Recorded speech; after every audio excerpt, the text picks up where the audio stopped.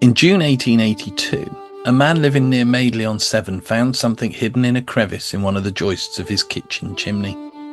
It was a small piece of folded paper, sealed with red wax and tucked away where it might remain undisturbed. When it was opened, these words were found inside. "I charge all witches and ghosts to depart from this house, in the great name of Jehovah and Alpha and Omega." The discovery was recorded the following year by the Shropshire Folk-Lorist Charlotte Burne in Shropshire Folk-Lore. We do not know who wrote the charm, we do not know when it was hidden, or whether it was placed there by the householder, a local charmer, or someone called because the house was believed to be in trouble. But the object itself tells us something. The language is unmistakably Christian. Jehovah is a name of God. Alpha and Omega comes from the book of Revelation, the beginning and the end, the first and the last. Yet this was more than an ordinary prayer. The writer did not merely ask for protection, they issued a command. The words were written down, folded, sealed with wax and placed within the house itself. This was sacred language being used magically. And the Madeley charm was not alone. Across Britain, protective objects and curious marks have been discovered inside walls, beneath floors, above doorways and around fireplaces.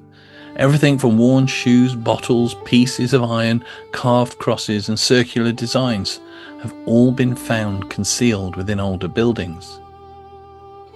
They often appear near doors, windows and fireplaces, the openings through which the outside world entered the home, and through which harmful influences might also be imagined to enter.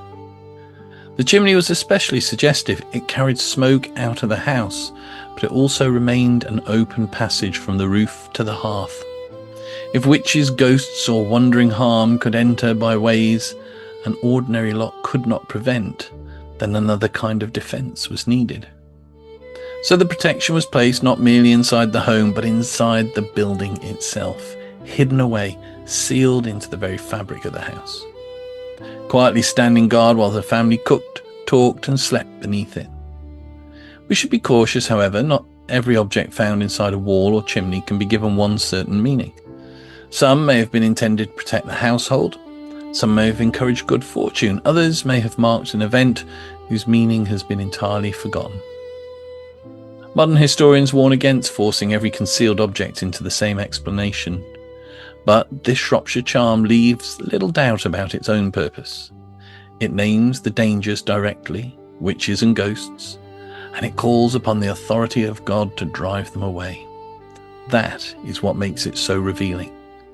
The magic of old Shropshire was not always separate from Christianity, nor was it necessarily performed beneath the moon, inside a ritual circle, or by someone who thought of themselves as a witch. Sometimes it belonged to the ordinary home. It sat beside the hearth, beneath the roof and behind the plaster. And sometimes the boundary between prayer and spell was no thicker than a folded scrap of paper, sealed with red wax and hidden quietly above the fire.